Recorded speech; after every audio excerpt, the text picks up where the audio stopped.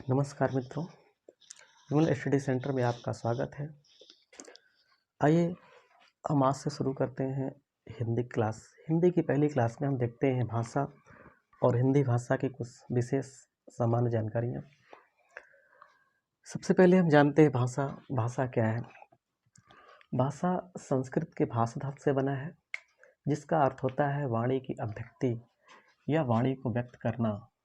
तो भाष धातु, जिसका अर्थ वाणी की अभिव्यक्ति या वाणी को व्यक्त करना। भाषा की विशेषताएं: भाषा परिवर्तनशील होती है, भाषा प्रतीकात्मक होती है, ध्वनिमय होती है, इसकी अपनी सीमा और सीमाएं होती हैं, सीमा क्षेत्र होते हैं। भाषा की परिभाषा: भाषा भाव और विचारों को प्रकट करने वाले ध्वनि संकेतों को कहते हैं, जो मानव द्वारा प्रयोग होता है। यानी ऐसे ध्वनि संकेत जो मनुष्य प्रयोग करता है अपने विचारों की अभिव्यक्ति के लिए। भाषा परिवार: विश्व की भाषाएं अगर हम देखें तो विश्व में लगभग 6500 भाषाएं बोली जाती हैं। इस पे थोड़ा संशय होता है, क्योंकि बहुत सारे लोग अलग अलग बोलते हैं कि 7000 भाषाएं, 3000 भाषाएं बोली जाती हैं। तो सामान्यतः जो प्रचलन में है वो लगभग 6500 भाषाओं बोली जाती हैं। भाषा परिवार को देखें तो भाषा परिवार कहते किसे हैं? जैसे हमारा आपका परिवार होता है, किसी एक मुखिया माता पिता से जन्मे बच्चे और उनके बच्चे उस परिवार के सदस्य कहलाते हैं। वैसे ही भाषाओं का भी अपना परिवार होता है।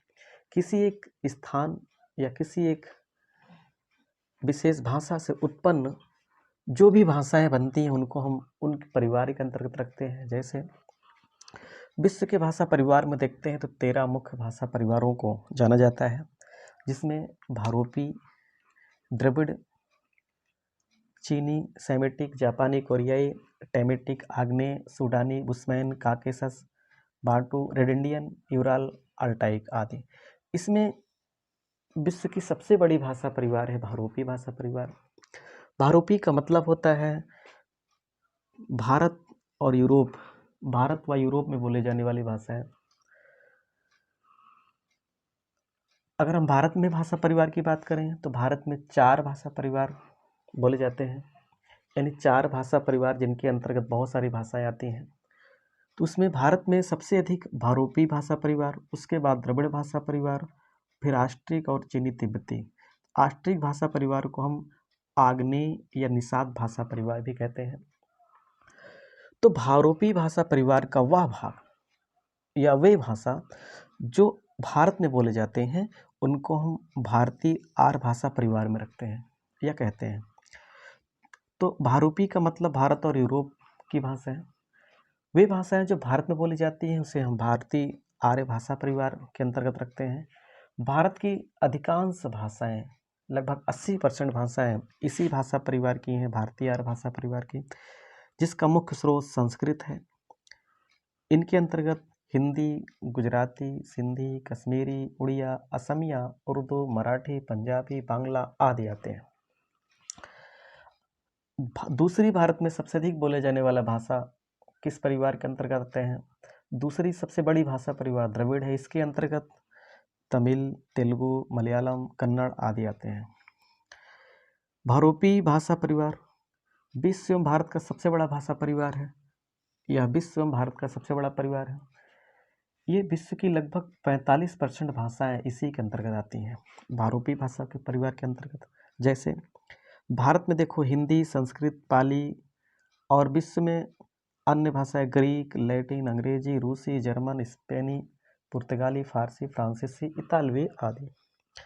भाषा के रूप देखें तो भाषा के 2 रूप मुख्य मिलते हैं मुख्यतः, मौखिक रूप और लिखित रूप।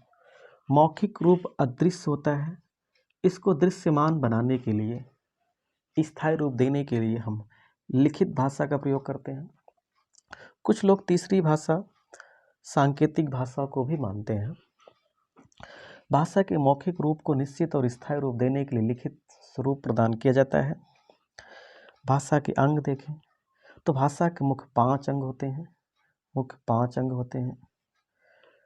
ध्वनि, शब्द, रूप, वाक्य और अर्थ।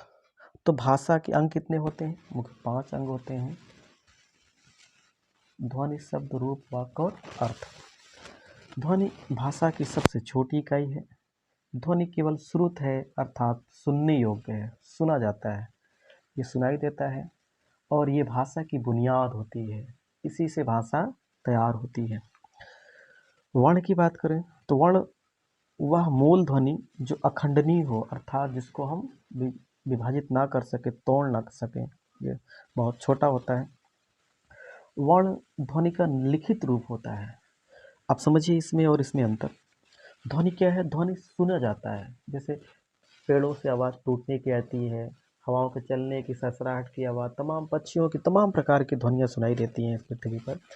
लेकिन इन ध्वनियों को अगर हम लिखित रूप देते हैं तो वो वर्ण, वो छोटी से छोटी इकाई वर्ण कहलाती है। स्वर यंत्र क्या होता है? मनुष्य वापस पक्षी शरीर के जिस भाग से स्वर निकालते हैं, ध्वनि निकालते हैं, उन्हें हम स्वर यंत्र बोलते हैं। मनुष्य तथा पशुपक्षियों में स्वर यंत्र फेफड़ा, ग्रसनी, जीवा, तालु, दंत, ओष्ठ और नासिका आदि स्वर यंत्र हैं। हम जब वर्णमाला पढ़ेंगे तो देखेंगे कि किन किन वर्णों का उच्चारण स्थान क्या क्या होता है। अभी खैर इसमें देखते हैं। इसके बाद हम बोली को देखते हैं। बोली क्या होता है? बोली वह जो कुछ बोला जाए। बोली एक छोटे क्षेत्र में प्रयुक्त बोलचाल, भाषा का छोटा रूप, लघु रूप होता है। बोली की विशेषता, ये व्याकरण सम्मत नहीं होता है, अर्थात इसका व्याकरण नहीं होता है और ये स्थायी नहीं होता है। बोली का ना तो व्याकरण होता है, ना ही साहित्य सृजन, और ये बहुत छोटे क्षेत्र में, परिवार या सीमित बहुत छोटे क्षेत्र में बोला जाता है। विभाषा क्या होता है? विभाषा को उपभाषा या क्षेत्रीय भाषा भी कहा जाता है। विभाषा बोली का थोड़ा विकसित रूप होता है। जब कोई बोली आसपास की अन्य बोलियों से विकसित हो जाती है, इसको हम विभाषा या उपभाषा कहते हैं। इसमें साहित्य की रचनाएं मिल सकती हैं, और यह बोलचाल तक ही सीमित होता है, यह भी विशेष क्षेत्र में नहीं होता है। अगर हम भाषा और विभाषा में अंतर को देखें तो बोली का पूर्ण रूप, पूर्ण विकसित रूप भाषा होता है और बोली का अल्प विकसित रूप विभाषा होता है। अर्थात भाषा बोली का विकसित व परिमार्जित रूप होता है, जबकि विभाषा अल्प विकसित होता है। इसमें यानी भाषा में प्रचुर साहित्य पाया जाता है, माने बृहत पैमाने पर साहित्य मिलते हैं, और विभाषा में बहुत कम साहित्य पाया जाता है, कम रचनाएं मिलती हैं। भाषा इसका व्यापक क्षेत्र होता है, व्यापक क्षेत्र में प्रचलित होता है, और विभाषा सीमित क्षेत्र या प्रांत तक ही सीमित होती है। तो भाषा व्यापक क्षेत्र में प्रचलित होता है और विभाषा सीमित क्षेत्र में। भाषा का अपना परिमार्जित व्याकरण होता है और विभाषा में व्याकरण का अभाव होता है। ध्यान दीजिए, भाषा में परिमार्जित व्याकरण होता है, अर्थात व्यवस्थित व्याकरण होता है, और विभाषा में इसका अभाव होता है। ये बहुत विकसित या परिमार्जित व्याकरण नहीं होता है उसमें, लिखने की बहुत अच्छी व्यवस्था नहीं होती उसमें। चलिए यहाँ देखिए, लिपि क्या होता है? लिपि अर्थात जो लिखा जाए। तो प्रत्येक भाषा की अपनी कोई ना कोई लिपि होती है, अर्थात किसी न किसी रूप में लिखा जाता है।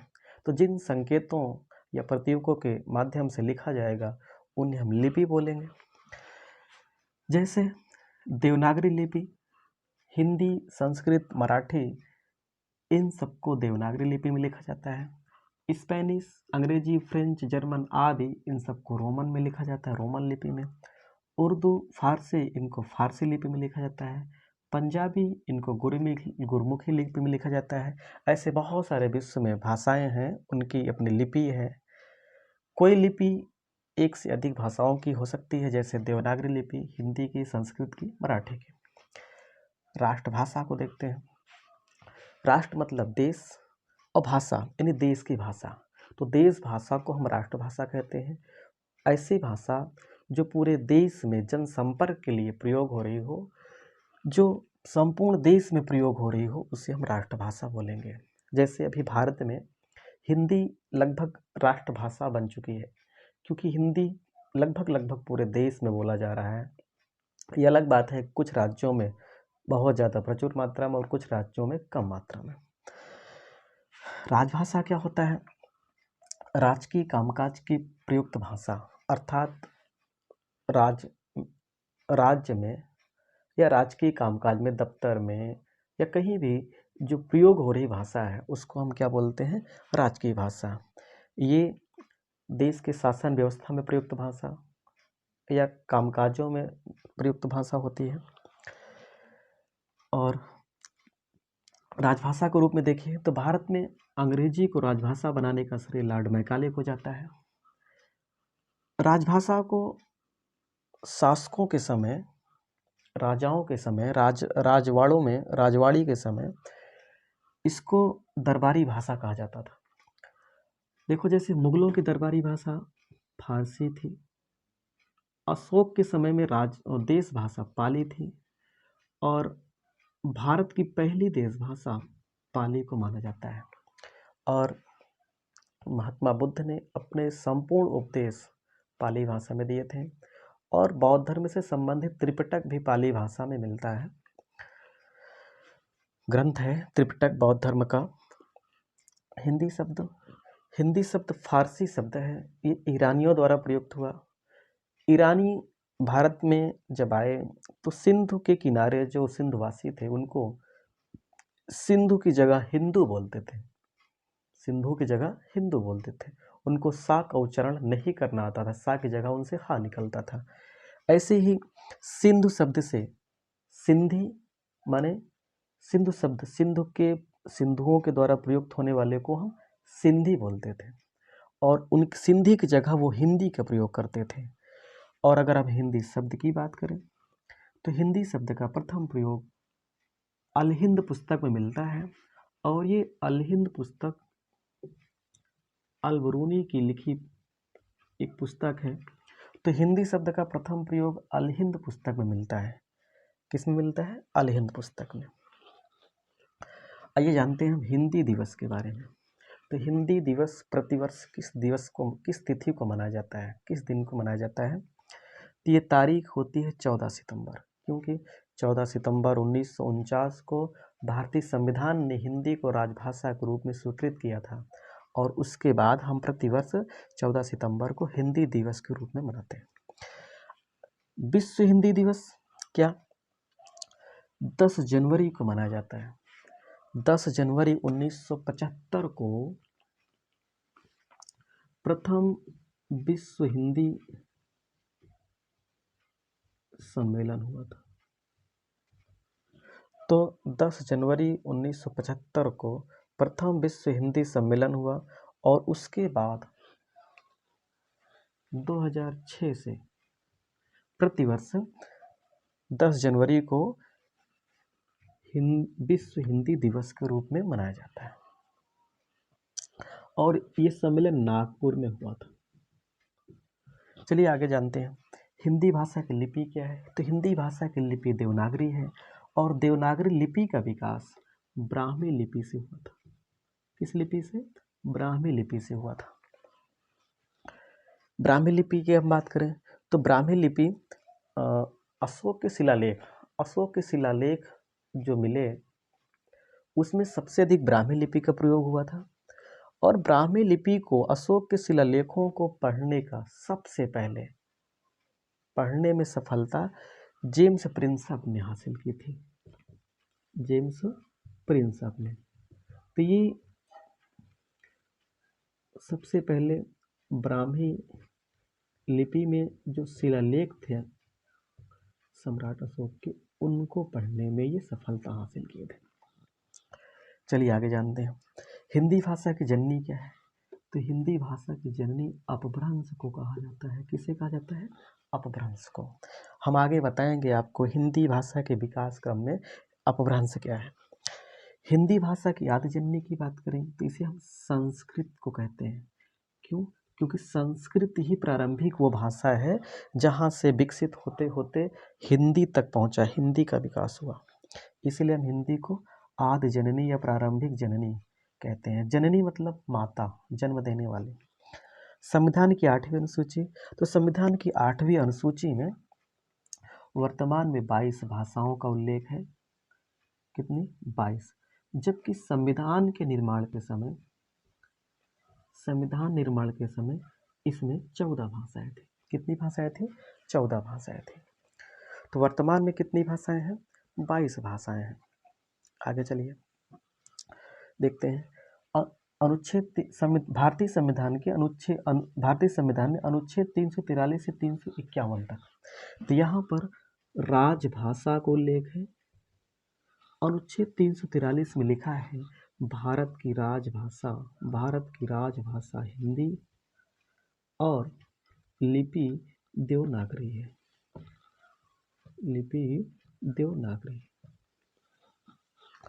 तो आज हम हिंदी भाषा के बेसिक जानकारी में इतना लेकर आए।